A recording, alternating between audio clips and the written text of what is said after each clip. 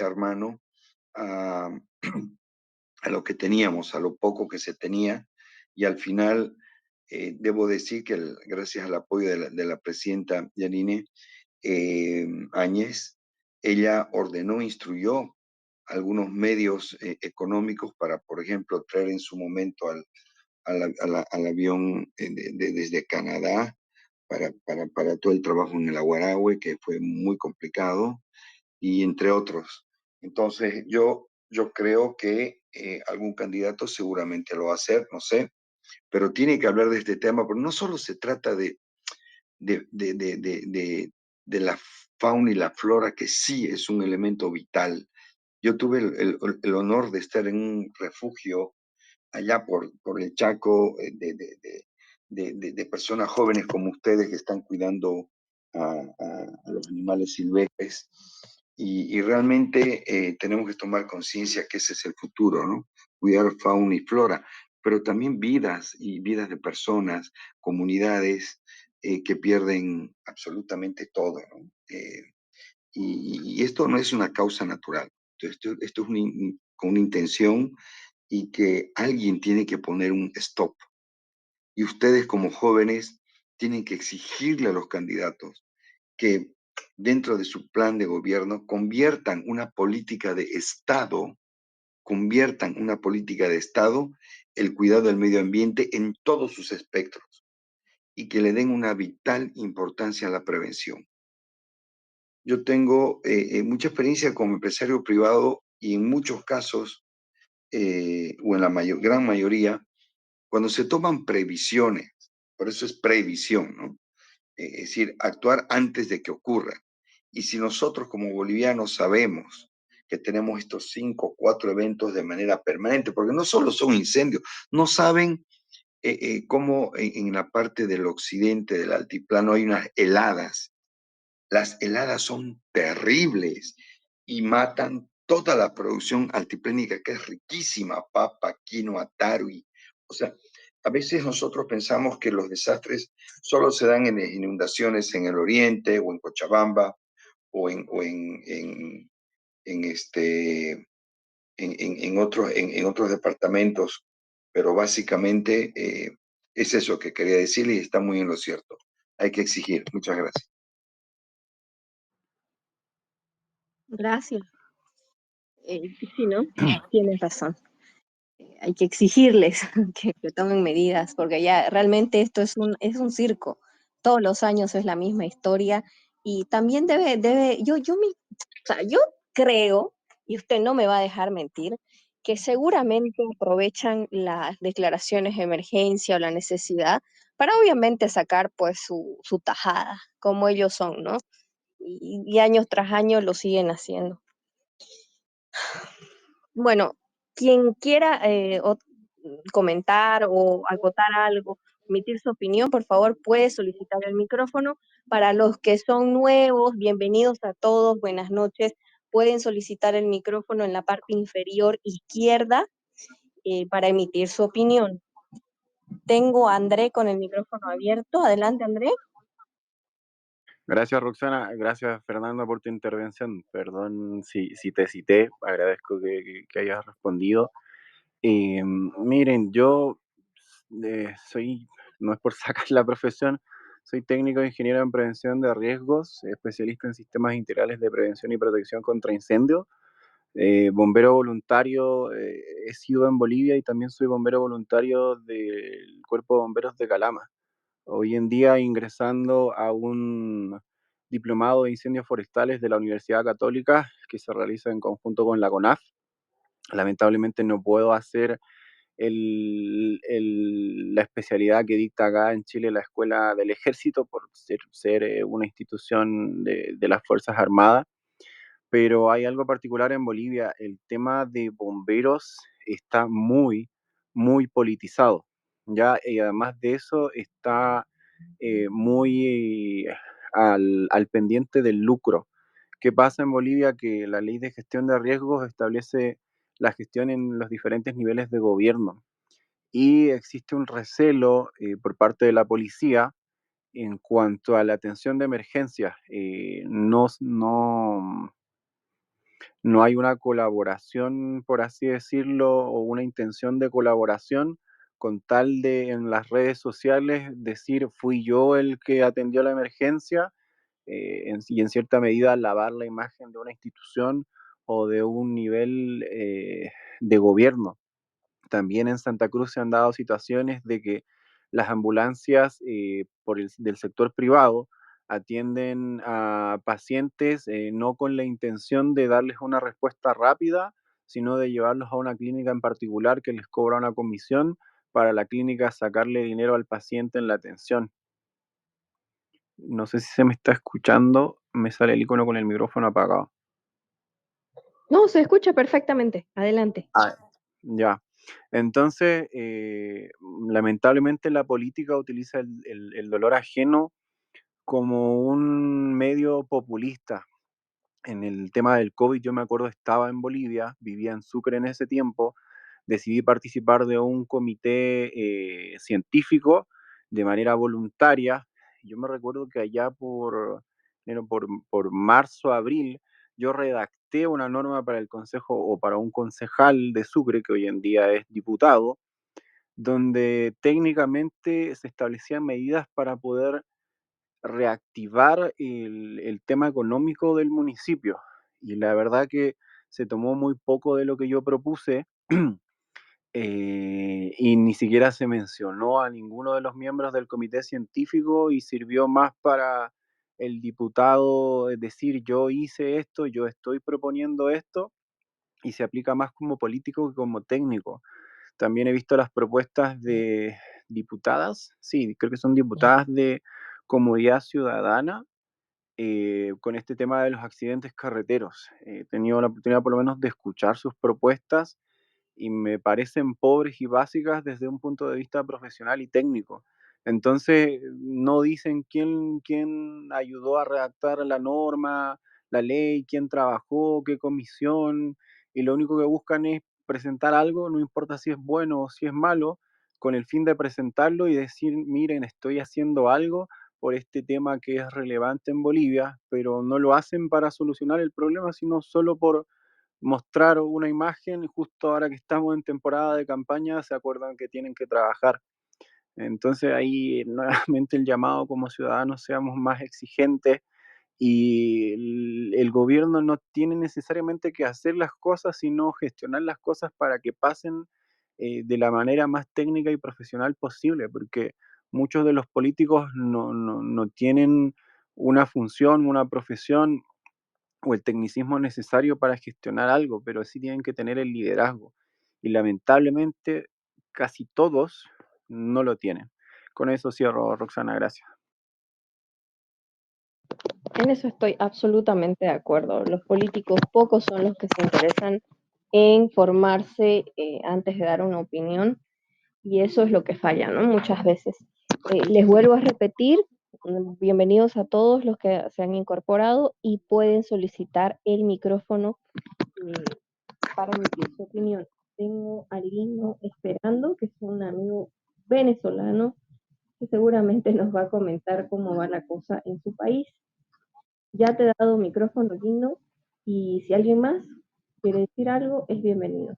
De todas formas, quiero recordar que el tema de fondo de este space es la postura liberal, libertaria, conservadora con respecto a las elecciones en Bolivia. Entonces, sin más decir, adelante, Ligno, bienvenido, buenas noches. Hola, buenas noches. Saludos a todos.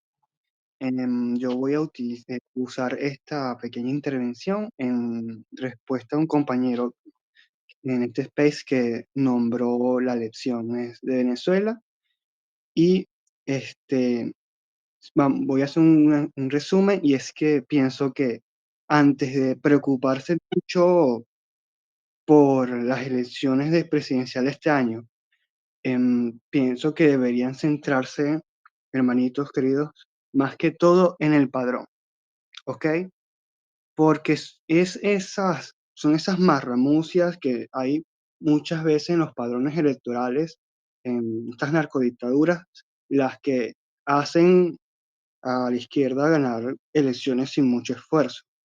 Miren, nosotros hace mucho tiempo nos inyectaron 1.500.000 votantes fantasmas.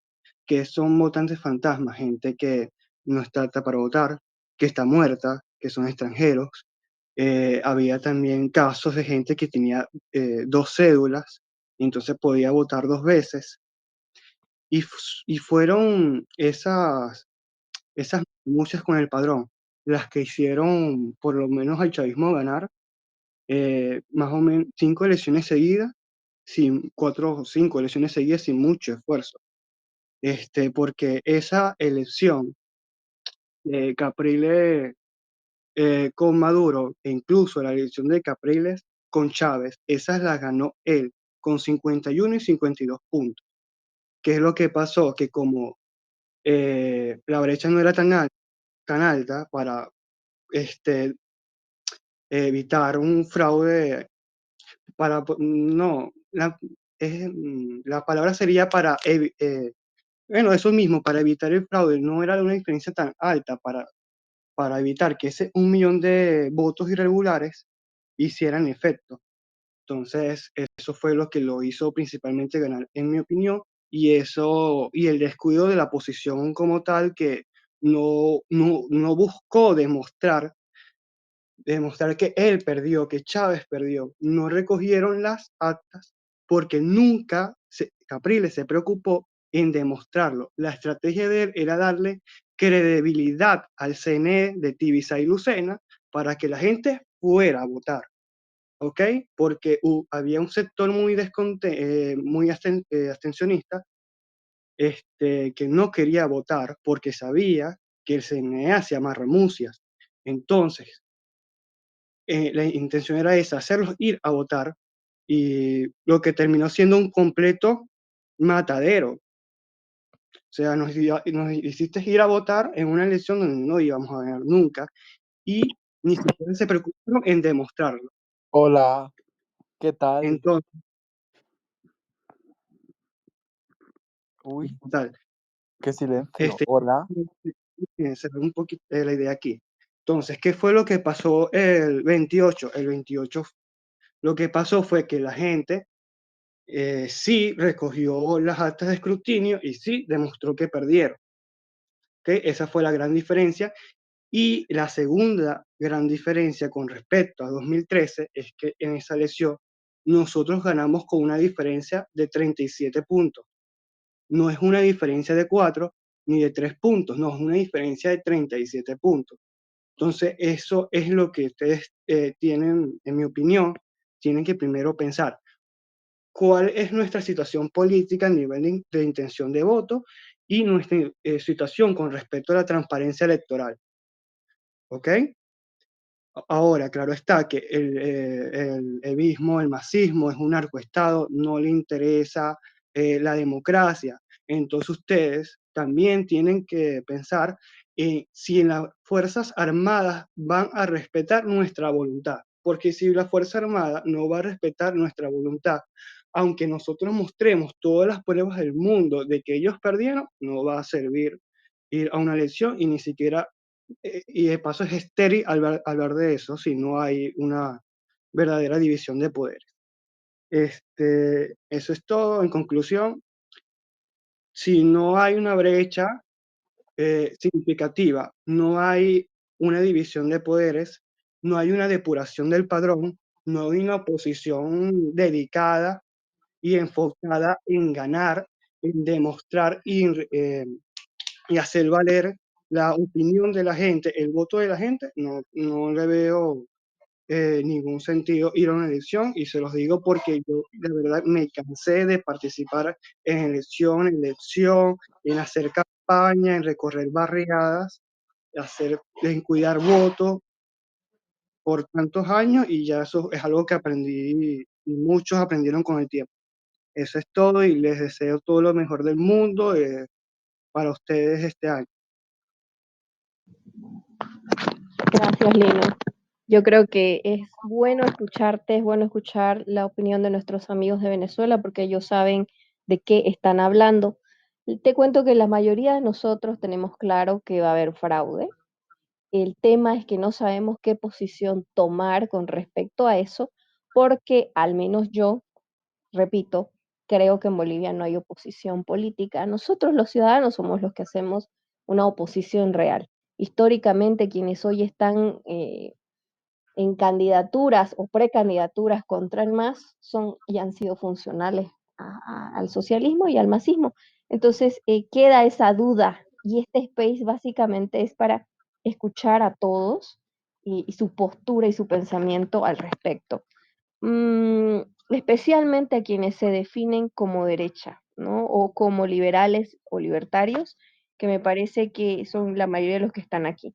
Entonces, sin más que decir, me parece que está Fini con el micrófono. Adelante, Fini, bienvenido.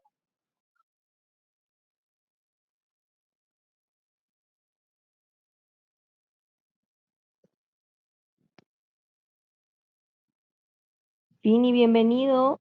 Abajo hay que apretar el botoncito por si acaso para poder hablar. Aló, aló, buenas noches. Solamente te quería decir que un buen rato no se te escuchaba. Creo que está mal. Es que a veces los denuncian mucho los space y empiezan a tambalear, o sea, y se dejan de escuchar. Pero gracias, Fini. Otra vez, no sé si se me escuchó, pero creo que la mayoría de nosotros sabemos que va a haber fraude. El tema es que no sabemos qué posición tomar con respecto a eso, porque no hay liderazgos de oposición política al marxismo o al socialismo en Bolivia. Entonces, yo los quiero escuchar, este space es para eso. Si alguien quiere decir su opinión, es más que bienvenido. Me decía Mirko que quería dar bueno, quería comentar algo, pero Mirko, te estoy pasando el micrófono por si acaso, si te animas a decir. Y tenemos también a nuestros amigos de fuera del país que seguramente quieren aportar un poco a lo que estamos conversando. Estaba primero Iván, adelante, y luego, por favor, el señor Fernando. Adelante, Iván, bienvenido, buenas noches. Hola, buenas noches, ¿se me escucha? Sí, muy bien.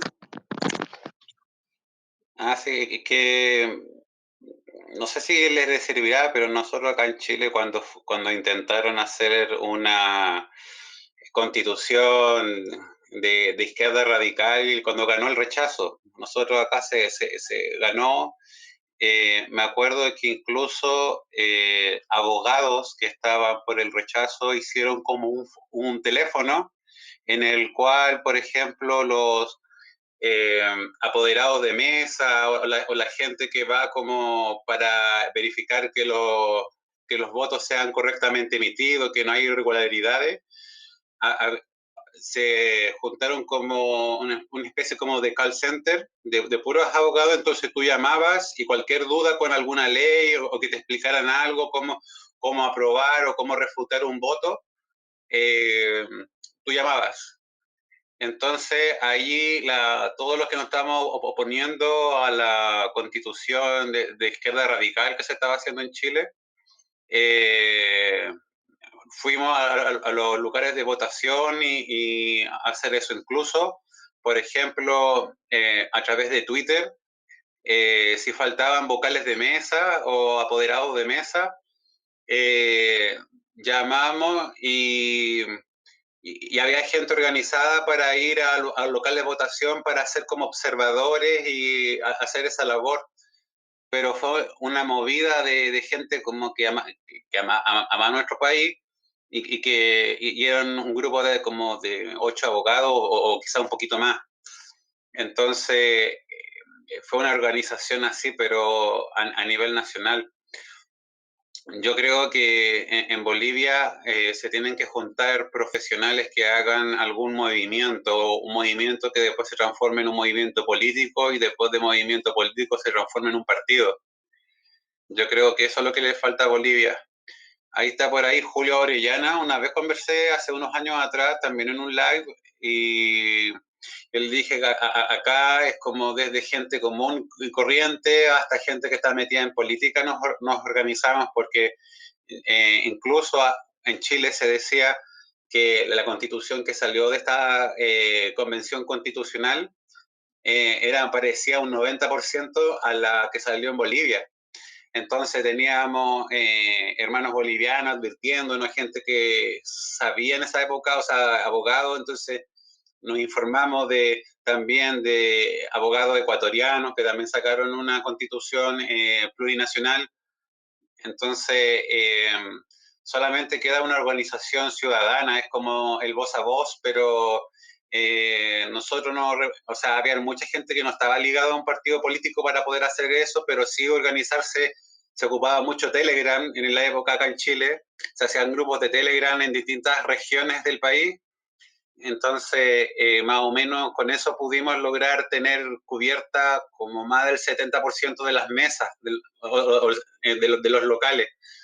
Y de repente había personas que se cambiaban de mesa para poder ayudar, o sea, pero yo digo que se tienen que organizar como un movimiento político y después del movimiento político apostar a crear un partido.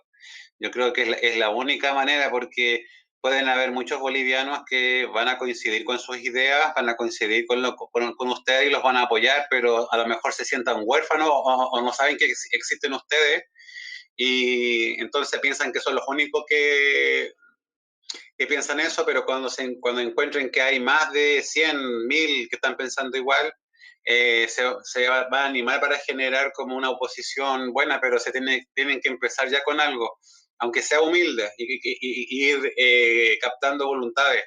Eso. Gracias.